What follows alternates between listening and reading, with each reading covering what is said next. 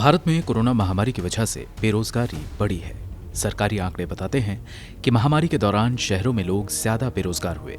साल 2020 के अप्रैल-जून महीने में शहरी बेरोजगारी दर 20.9 पर पहुंच गया। आंकड़े बताते हैं कि महामारी से पहले जनवरी से मार्च की अवधि में ये दर 9.1% थी। ये वो दौर था जब भारत में कोरोना अपने पांव पसार रहा था।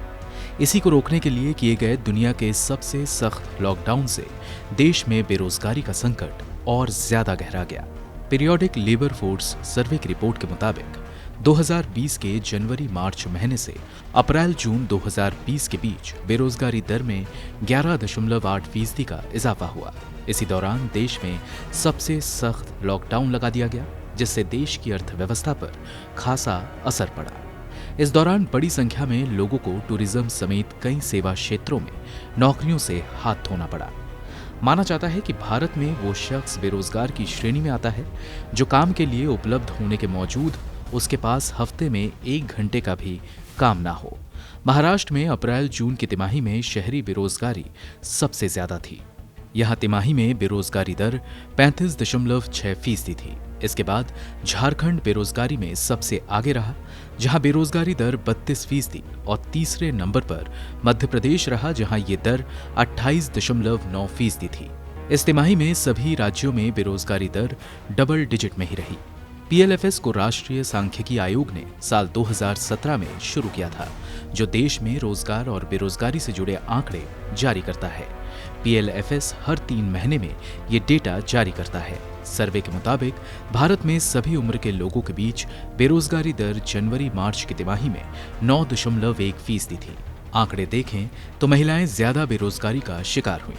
इस दौरान महिलाओं में बेरोजगारी दर 10.5% रही, जबकि पुरुषों में यही दर 8.5% रही। लॉकडाउन के पहले 3 महीने अप्रैल-जून की अवधि में महिलाओं के बीच बेरोजगारी दर 21.2% हो गई, जबकि पुरुषों के बीच ये 20.8% थी। इससे थोड़ा पीछे जाएं तो अक्टूबर-दिसंबर 2019 की तिमाही में सभी उम्र के लोगों में शहरी बेरोजगारी दर 7.9% थी।